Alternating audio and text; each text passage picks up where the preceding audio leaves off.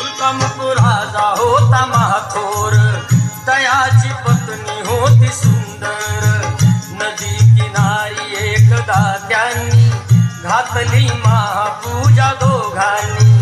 आली एक नौका त्याच मार्गाने, नाव भरलेली पूर्ण द्रव्यानी.